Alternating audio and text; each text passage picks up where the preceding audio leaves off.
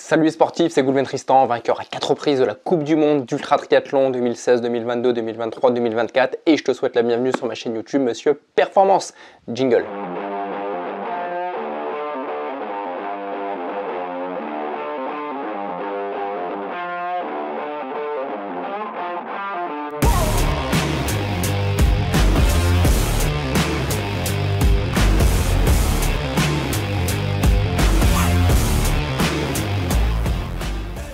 Dans cette vidéo, je vais revenir sur le 10 km Sonic de la Tour Eiffel que j'ai fait en décembre dernier. Alors ça a été un 10 km qui n'a pas du tout été Sonic, mais Sonic, voilà, c'était le sponsor officiel de cette compétition. Voilà, pour te partager un peu ma course, mes sensations et t'inviter aussi peut-être à la faire pour cette année. Voilà, ce sera mi-décembre de cette année, donc il y a largement le temps. Mais voilà, si tu souhaites mettre cette compétition à ton calendrier, je vais t'en parler pour répondre peut-être aux questions que tu te poses. Avant d'aller plus loin, si ce n'est pas encore fait, je t'invite à t'abonner à ma chaîne YouTube, à activer la petite cloche, mettre un j'aime si la vidéo t'a aimé, commenter, c'est moi personnellement qui viendrai répondre à tes questions, t'abonner aussi à mon compte Instagram. Voilà, si tu souhaites suivre ma prochaine saison de Coupe du Monde Ultra Triathlon, ma préparation mentale, physique à travers mes réels, mes stories et compagnie, donc n'hésite pas à rejoindre la communauté de sportifs qui ne cesse de grandir. Donc pour en revenir justement sur ce 10 km, comme je te le disais, 10 km Sonic de la Tour Eiffel, enfin 10 km qui n'a pas été Sonic pour moi, même si je suis content de ma prestation. Alors pourquoi je me suis aussi inscrit à un 10 km? Car si tu me suis, tu sais que moi j'ai pour habitude de faire de l'ultra endurance. Voilà, où je me suis spécialisé en ultra triathlon sur des doubles Ironman, des triples, des quintuples, des DK, jusqu'à faire un x30 Ironman, même plus qu'à faire un x30 Ironman, puisque j'ai remporté un x30 Ironman en 2024 en Italie, comme en 2023 où j'avais remporté un x20 Ironman. Donc le x30 Ironman par rapport à un 10 km, c'est quoi? Le x30 Ironman, c'est 114 km de nage, 5400 km de vélo et 30 marathons d'affilée. Donc c'est vrai que ça fait énorme par rapport à un 10 km. Voilà, c'est vrai que j'ai lâché depuis quelques années les courses sprint, on va dire, pour vraiment me spécialiser sur l'endurance. Donc pourquoi ce 10 km? Tout simplement, c'est que j'adore courir à Paris. Voilà, je suis un adepte de ces courses-là. J'ai déjà fait 3-4 fois le semi-marathon de Paris. J'ai dû faire peut-être 9 fois le marathon de Paris. Et je prends énormément de plaisir à courir dans Paris. Et quand j'ai eu vent, quand j'ai eu connaissance qu'il y avait un 10 km à la Tour Eiffel, j'ai sauté sur l'occasion pour m'inscrire. Et voilà, pour prendre plaisir à courir dans les rues de Paris, à proximité de beaux monuments comme la Tour Eiffel. Donc je suis vraiment très satisfait de cette course. C'est aussi l'occasion pour moi de me dire, par rapport maintenant depuis plus de 10 ans où je fais de l'ultra distance à travers des trails, ultra trail, Ironman, ultra triathlon, je voulais voir un peu, physiquement parlant aussi, de quelle manière avait évolué mon corps par rapport à de petites distances. Parce qu'il faut savoir, voilà, pour celles et ceux qui prennent un peu ces vidéos en cours, qui prennent cette chaîne vidéo en cours, moi j'ai commencé par des 10 km, 15 km, semi-marathon, marathon. Après, je suis vite parti en sucette à faire des compétitions complètement idiots, voilà, comme j'aime bien le dire. Mais pendant de nombreuses années, je faisais que du 10, du 15 km. Et mes meilleurs chronos sur du 10 km, c'était 38-39 minutes. Je crois plutôt 39 que 38 minutes, 39 minutes 30, quelque chose comme ça. Et j'étais très content. Voilà, à l'époque, j'avais un bon niveau. J'ai jamais forcément essayé de faire moins de 35. Moi, mon objectif, c'était de faire... je me contentais de courir en moins de 40 minutes. Et je voulais voir justement par rapport à une fin de saison. Parce qu'il faut savoir que ce 10 km Sonic Tour Eiffel est arrivé mi-décembre, là où j'étais vraiment dans le creux de ma préparation physique. Moi, il faut savoir que ma saison s'est terminée en septembre-octobre. J'ai commencé à reprendre les entraînements fin novembre, début décembre. Donc là, c'était vraiment une reprise après presque plus d'un mois de repos. J'ai terminé la compétition, ma saison 2024 par ce x30 Ironman. Donc j'avais fait un mois de repos. Et là, ça faisait quelques semaines que j'avais repris des entraînements avec les enfants en poussette et un petit peu de renforcement musculaire. Et je voulais voir un peu ce que ça donnait. Mais je me suis avant tout inscrit voilà, pour y aller en mode entraînement, pour faire dérouler les jambes, pour prendre du plaisir, m'amuser.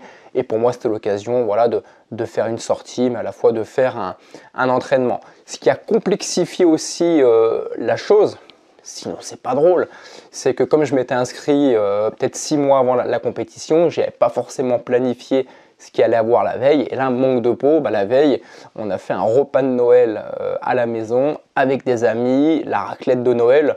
Donc raclette de Noël avec l'alcool qui va bien, le vin, la bière et compagnie. Coucher 3-4 heures du matin, lever 7 heures du matin pour être sur le départ à 9 heures. D'ailleurs, heureusement que sur le 10 km de la Tour Eiffel, il y a autant de monde, il y a beaucoup de monde.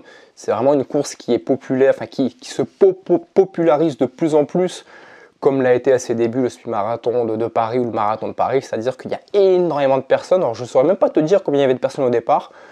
Peut-être 8000, 9000, 10 000, je n'ai vraiment aucune idée, mais tout ce que je peux dire, c'est qu'il y avait énormément de monde. Donc qui dit beaucoup de monde, donc dit des départs par vague. Et moi, je suis arrivé en retard. Moi, j'avais un départ à 9 h et j'ai réussi à me caler dans le sas à 9 h 20. Voilà, impossible de trouver une place de parking. Enfin, voilà, pas mal de galères, la tête dans le cul. Enfin, voilà, plein de problématiques avant le départ de cette course. Très peu dormi. Enfin, j'avais juste pas envie d'y aller. Mais bon, comme je m'étais inscrit, la discipline, j'avais envie d'honorer mon dossard qui est là, hein. Si tu veux me retrouver mon temps sur internet, même si je vais te le dire, voilà, dossard 672 Goulven, 10 km Sonic. Donc heureusement qu'il y avait des vagues, ça m'a permis de prendre le départ dans les temps et de très bonnes sensations sur le 10 km. Voilà, j'ai plutôt été surpris, on va dire, de ma fraîcheur avec uniquement 2-3 heures de sommeil. Voilà, quelques verres d'alcool aussi qui sont venus un peu déstabiliser mes sensations et le reste de la course. Mais après, plutôt content de moi, voilà, pour une reprise, pour un nouveau 10 km, alors que ça faisait peut-être 10 ou 15 ans que je n'avais pas couru cette distance. On était nombreux, très agréable de courir dans Paris. Et pour aller droit au but, je termine cette course en 48 minutes. Alors il y a juste eu un tic. Alors tout s'est super bien passé pendant la compétition, de la même manière qu'un semi-marathon de Paris ou le marathon de Paris.